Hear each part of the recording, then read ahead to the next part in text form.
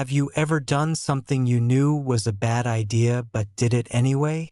Something that seemed exciting in the moment but changed you forever? Yeah. Me too. What I'm about to tell you is something I've never shared publicly before. Something I've tried to forget for the past 5 years but can't. My friends and I made a pact to never talk about this night. But I think people need to hear this story. Not for entertainment, but as a warning. This isn't some creepypasta. This isn't fiction. This really happened to me. And by the end of this video you'll understand why I've barely slept properly since that night. If you really want to know what happened when 4 college friends broke into an abandoned amusement park at midnight, then stay with me, because this is the story of the worst night of my life. I need to tell you about something that happened to me and my friends back in the summer of 2019. Something that still keeps me up at night. Something that made me realize there are places in this world that should just be left alone, but what matters is that I was 22 at the time. Young and stupid enough to think I was invincible. It was mid-July and the kind of oppressive heat that makes your shirt stick to your back the second you step outside. Me and my 3 best friends from college had been looking for something to do. Something exciting. We were bored with the usual bar scene and house parties. We wanted an adventure, and Marcus brought up Wonderland Park. Now, if you're from the Midwest, you might have heard of it. Wonderland was this massive amusement park that opened back in the 70s. It had roller coasters and a Ferris wheel and this huge funhouse that was supposed to be the biggest attraction. For about 30 years, it was the place to be during summer. Families would drive from 3 states over just to spend a weekend there. But then in 2003 something happened. There was an accident on one of the rides. The Cyclone, I think it was called. A cart derailed and 3 people died. 2 kids and their mom.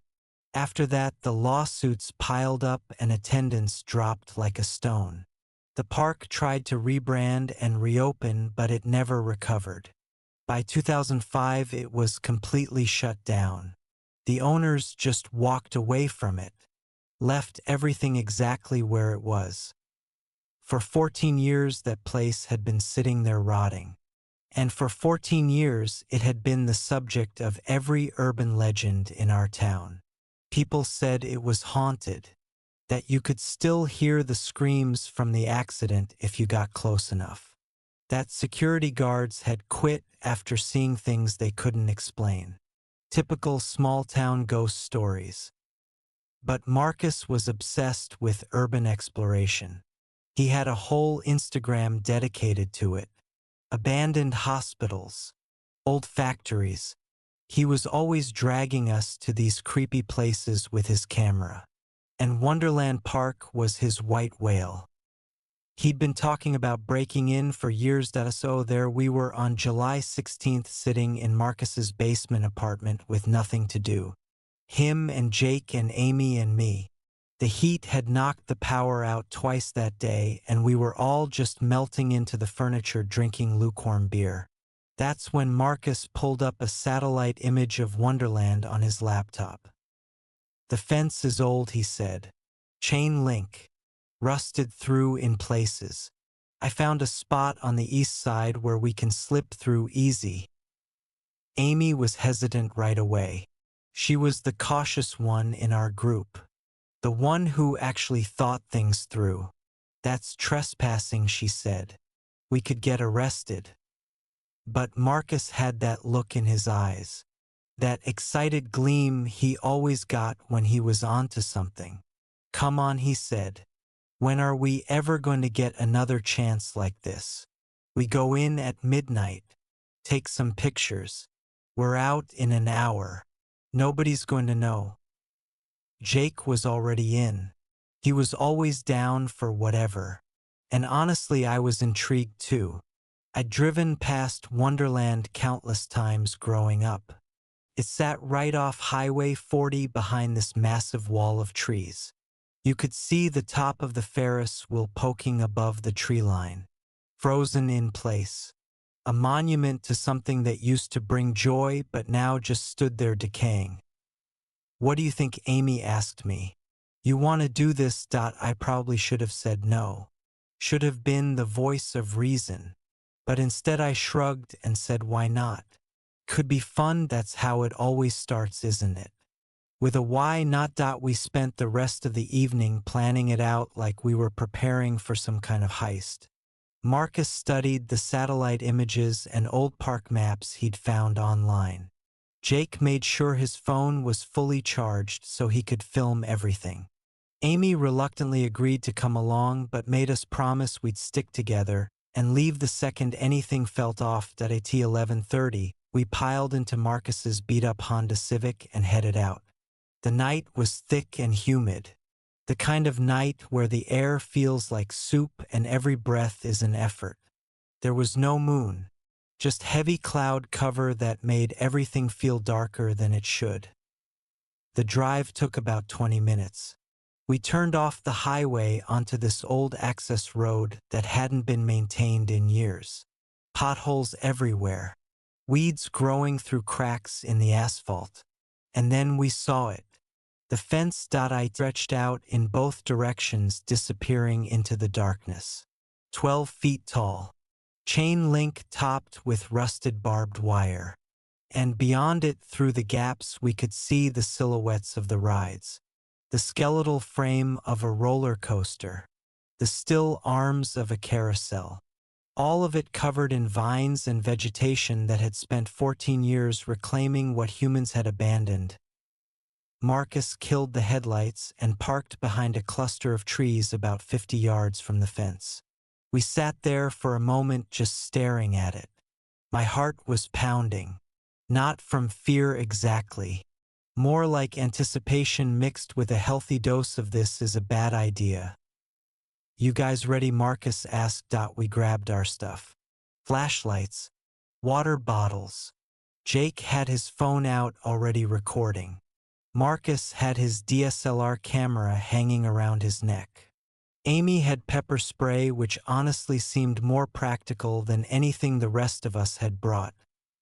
The walk to the fence felt longer than it was. Every sound seemed amplified. Our footsteps on the gravel. The distant hum of traffic on the highway. Crickets and cicadas creating this wall of noise that somehow made everything feel more isolated.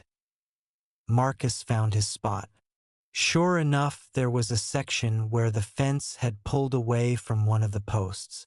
The gap was just big enough for us to squeeze through one at a time. Marcus went first, then Jake, then me.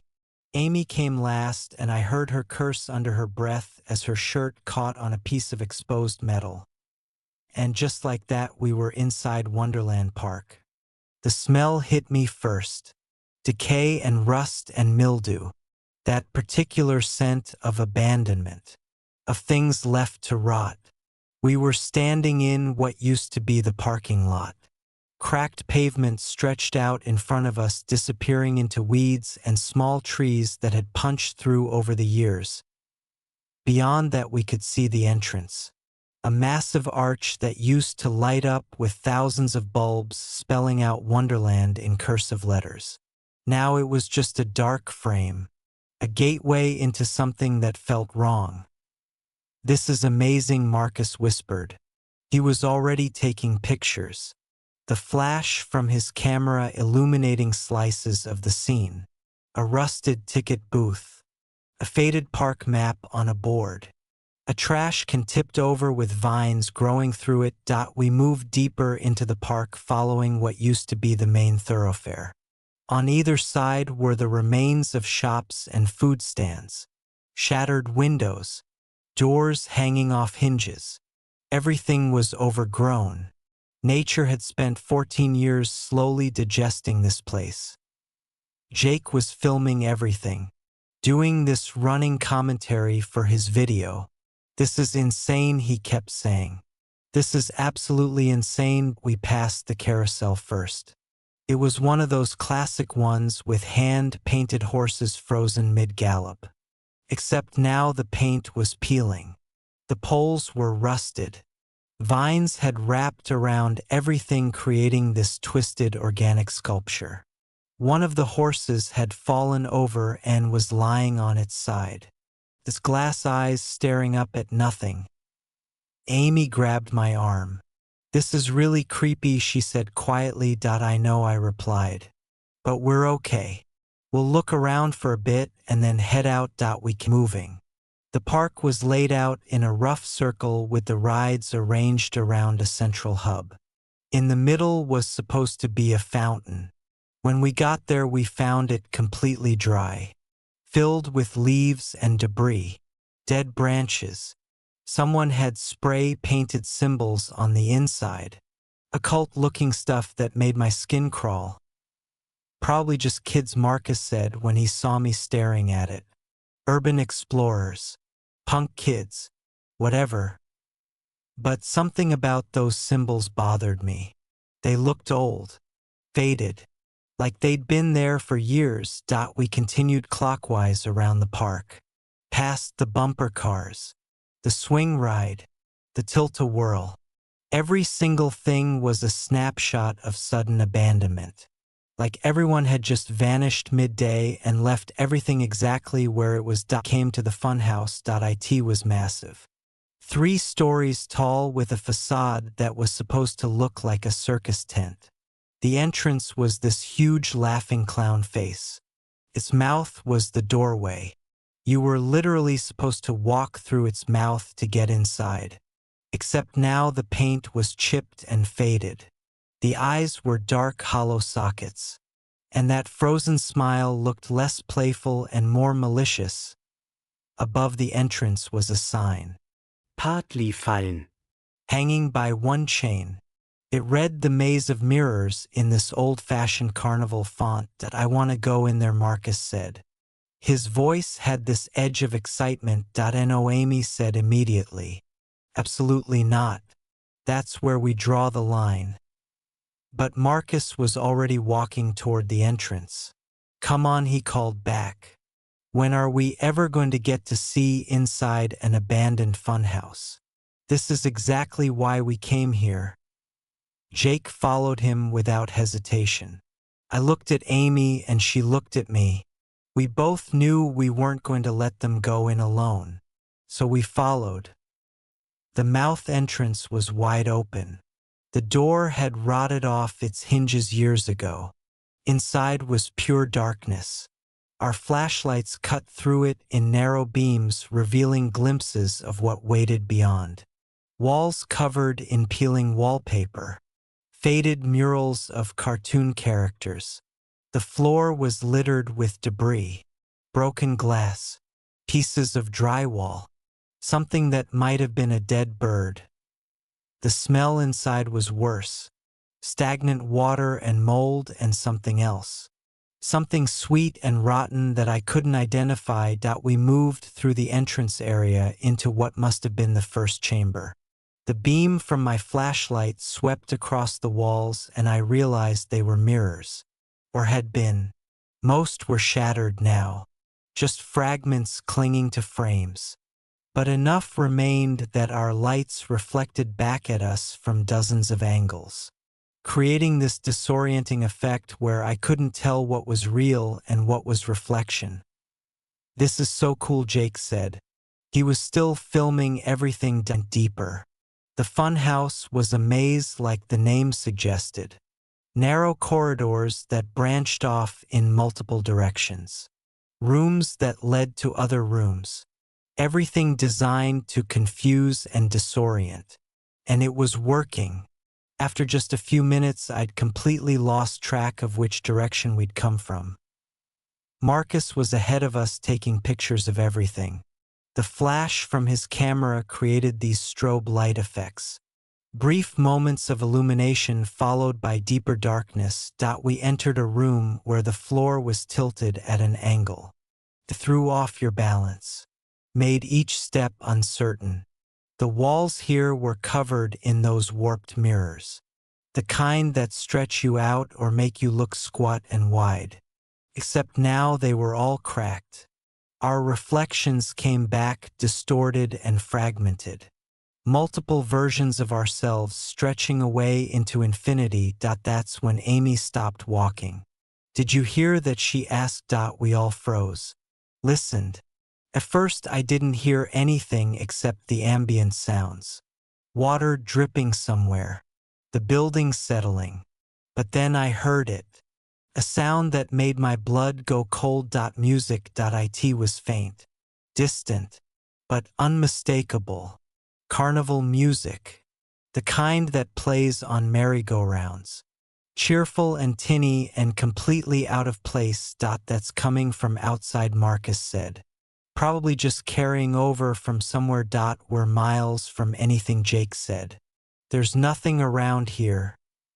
The music continued, rising and falling in volume like someone was playing with the controls. And underneath it I could have sworn I heard something else. Laughter. Children's laughter. We need to leave, Amy said. Her voice was shaking. Right now. For once Marcus didn't argue. I think we all felt it. That primal instinct that tells you when something is very, very wrong. We turned to head back the way we came. Except we couldn't find it. Every corridor looked the same. Every room bled into the next. The mirrors made it impossible to tell which direction was which. We'd been so focused on moving forward that none of us had paid attention to how to get back out. We started moving faster. Not quite running, but close. Jake's phone light was bouncing wildly as he rushed ahead, trying to find an exit. Any exit. The music was getting louder now. No longer distant. It sounded like it was coming from all around us. From the walls themselves. And then Jake stopped so suddenly that I almost ran into him. His light was pointed at something on the wall. At first I didn't understand what I was seeing. Then I realized it was a handprint. Fresh. Made in something dark and wet that had run down the mirror in rivulets. We ran then. All pretense of staying calm abandoned. We crashed through rooms, bumping into walls and debris. The music was deafening now. That cheerful carnival melody playing over and over. And underneath it voices. Whispering. Laughing. Saying things I couldn't quite make out, but that sounded wrong. Threatening. Amy screamed. I spun around and saw her staring at one of the mirrors. In the reflection something was moving. A shadow darker than the surrounding darkness. It had a shape. Almost human but not quite. Too tall. Limbs too long. It was there for just a second before Amy's flashlight beam passed over it and it was gone. This way, Marcus shouted. He'd found something. A door we'd missed before. It was partially hidden behind a fallen section of wall. We didn't question it. We just ran through. We tumbled into another room and suddenly the music stopped. Just cut off mid-note. The silence that followed was somehow worse. We stood there gasping for breath. Sweeping our lights around trying to get our bearings. We were in what looked like the final room of the funhouse. The exit should have been here. There was a door on the far wall. Old and wooden with a push bar across it. Emergency exit signs still visible even after all these years. We ran for it. Marcus hit the door first, slamming into the push bar with his full weight.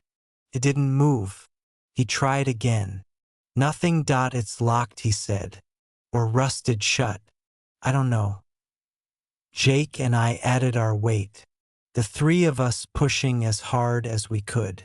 Behind us I could hear Amy crying. Quietly. The kind of crying people do when they're trying not to completely break down. And then we heard footsteps. Heavy. Deliberate. Coming from back the way we'd come. Getting closer. The door gave way so suddenly we all fell through it, landing in a heap on the other side. We were outside. The night air hit us like a wall. We scrambled to our feet and ran. Didn't look back. Didn't stop to think.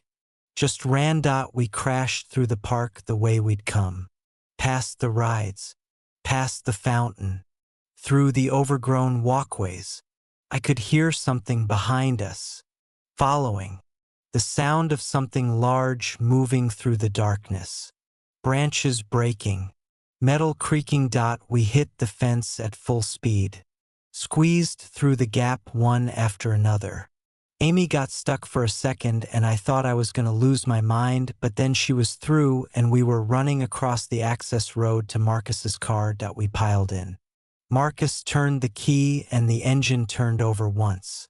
Twice. Then died. Oh God, he said. No, no, no. He tried again. The starter clicked but nothing happened. Behind us in the darkness beyond the fence I saw movement. Something tall. Standing at the gap in the fence. Watching us. The engine caught. Marcus threw it in reverse and we shot backward. Turned. Floored it down the access road. Nobody spoke. We just stared straight ahead as the speedometer climbed. 50, 60, 70 miles an hour on a road that wasn't meant for half the dot. We didn't slow down until we hit the highway. Even then Marcus kept glancing in the rearview mirror like he expected to see something following us. When we finally got back to his apartment, we sat in the car for almost 20 minutes. None of us wanted to be the first to speak, to acknowledge what had just happened. Finally, Amy said what we were all thinking. What was that? What did we see in there? Nobody had an answer. We went inside and Jake pulled out his phone to watch the video he'd recorded. His hands were shaking so badly he could barely hold it. He pulled up the video file and hit play. Static. The entire thing was just static and distorted audio. None of it was usable. 2 hours of footage reduced to nothing. Marcus's camera was the same. Every single photo he'd taken was either completely black or showed nothing but strange light artifacts. Orbs and streaks that shouldn't have been there. We tried to rationalize it. Bad equipment. Electromagnetic interference. Something logical and explainable. But we all knew better. That was 5 years ago. We don't talk about it anymore. Haven't for years. Marcus quit urban exploration. Deleted his entire Instagram account. Jake won't go anywhere near abandoned buildings now. Amy moved to California about a year later. We barely keep in touch. I've tried to convince myself it was nothing. That we scared ourselves. That the stress and the darkness and our imaginations played tricks on us. But I know what I saw in those mirrors. I know what followed us through that funhouse. And I know that when I dream about it, which is more often than I'd like to admit, I can still hear that carnival music playing. Last month I drove past Wonderland Park again. First time since that night. The fence is still there. The rides are still visible above the trees. But there's something new. A sign. Big and official looking. It says the property has been purchased by a development company. They're planning to tear it all down next spring. Build luxury condos or a shopping center or whatever. Part of me feels relieved. Like maybe once it's gone I can finally stop thinking about it. Stop dreaming about it. But another part of me knows that whatever we encountered that night, whatever was in that funhouse, I don't think it's tied to the buildings. I think it's tied to the ground itself, to what happened there. And I don't think a wrecking ball is going to change that. So if you're reading this and you're thinking about exploring an abandoned place just because it seems cool or exciting, I'm begging you to reconsider. Some places are abandoned for a reason. Some doors are meant to stay closed.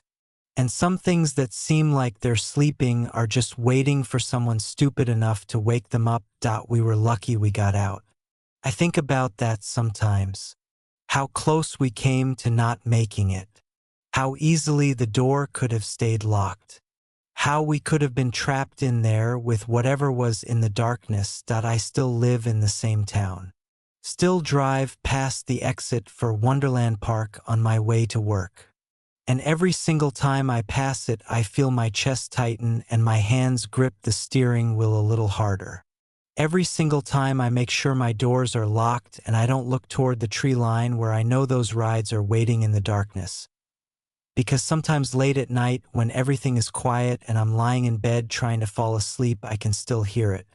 Faint and far away, but unmistakable. That carnival music, playing somewhere just out of reach. And I wonder if it ever really stopped at all, or if we just learned to tune it out. Learn to pretend we don't hear it calling us back. I'll never know. Because I'm never going back there. Not for anything. That's one door I'm never walking through again. But I still think about Marcus and Jake and Amy sometimes. Wonder if they hear it too. If they lie awake at night remembering. If they ever regret what we did. I've never asked them. I'm too afraid of what the answer might be. All I know is that some experiences change you. Mark you in ways you can't see but can always feel. And that night at Wonderland Park marked all of us. Left something on us that we'll carry for the rest of our lives. So that's my story. That's what happened the night we broke into the abandoned amusement park. Take from it what you will. Believe it or don't. But if you're ever driving through the Midwest and you see an old abandoned park sitting behind a chain-link fence, do yourself a favor. Keep driving. Don't stop. Don't get curious. Don't think about how cool it would be to explore. Just keep driving and don't look back. Because some places aren't abandoned. They're just waiting. So that's my story. That's what really happened that night. And I know some of you watching are probably thinking I made this up. That it's just another scary story for views. I wish that were true.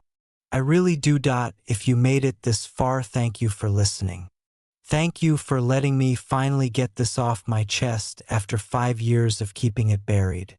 It feels strange to share this with thousands of strangers, but maybe that's what I needed. Maybe someone out there has experienced something similar and knows they're not alone. If the story affected you in any way, I'd really appreciate it if you could leave a like on this video. It helps more people find these stories, and honestly, it helps me know I'm not crazy for sharing this. And if you want to hear more true stories like this, ones that keep me up at night, ones that I've never told anyone, please consider subscribing. I've got more to tell. So many more. And I think it's time people heard them. Drop a comment below and let me know. Have you ever explored an abandoned place? Have you ever felt like something was watching you somewhere you shouldn't have been? I read every single comment and I'd love to hear your experiences. Maybe we can figure this stuff out together. And hey, if you know anyone who's thinking about breaking into Wonderland Park or any abandoned place, really do me a favor and share this video with them. Consider it a public service announcement. Some doors aren't meant to be opened. Thanks again for watching. Take care of yourselves out there.